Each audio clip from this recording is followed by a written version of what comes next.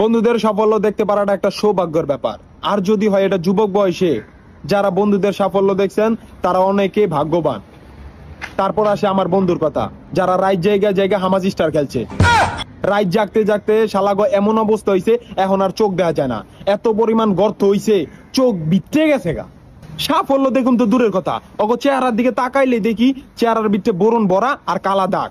যেখানে অন্য পোলা পাইন নিজের বন্ধু বান্ধব নিয়ে গর্ববোধ করে, সেইখানে আমি 4 জন কামলা ভাড়া করে আইন না মাটি কাইটাই চোখের নিচ ভরট করি।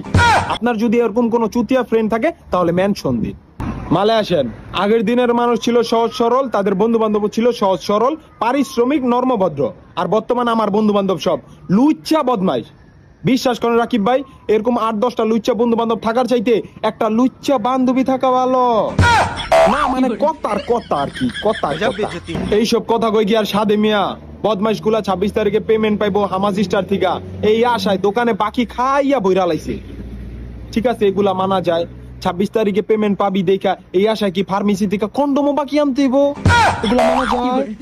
এমন পেমেন্টই পাইছে 26 তারিখে, এখন রাস্তাঘাটে মুখ ঢাইকা চলাফেরা করা লাগে, হালার ঘরে হালাগর। আর এমন বড় লোক হইছে যে এখন সেই শর্মে মুখ ডাকতে গেলে পুটকি উদাম হইয়া যায়। বর্তমান জেনারেশনের সবচেয়ে বড় সমস্যা, আমরা সব কিছুতে হাত পা বিভিন্ন অঙ্গ প্রত্যঙ্গে জোরে করি, কিন্তু আল্লাহ যে ঘাড়ের উপরে একটা মাথা দিছে এটা ভুললেই যাই। দেশে মাদকের যে ভয়াবহ অবস্থা, এই মাদকের হাত থেকে তরুণ সমাজকে বাঁচাতে পারে একমাত্র খেলাধুলা আর প্রেমিকার ভালোবাসা।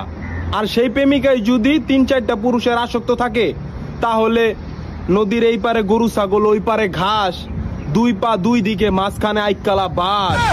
মালে আসেন, দেশের সব জায়গাতে কম বেশি খেলাধুলার জন্য টুর্নামেন্ট আয়োজন করা হয়, সেটা ক্রিকেট হোক বা ফুটবল।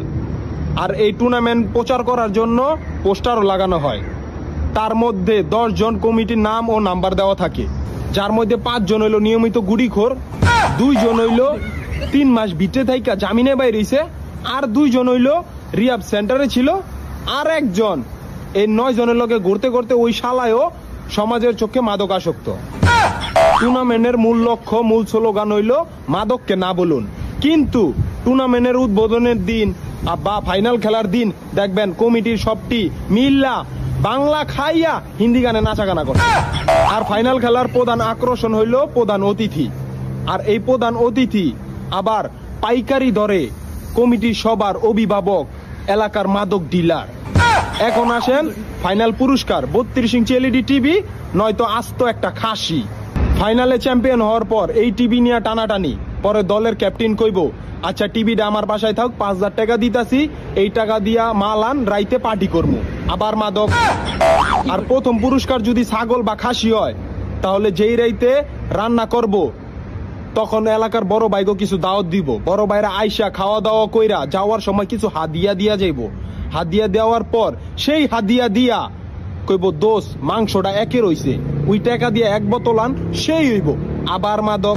অপরদিকে ফাইনালে হারছে অল্প একটুর জন্য, ওরাও মনের কষ্ট ভুলার জন্য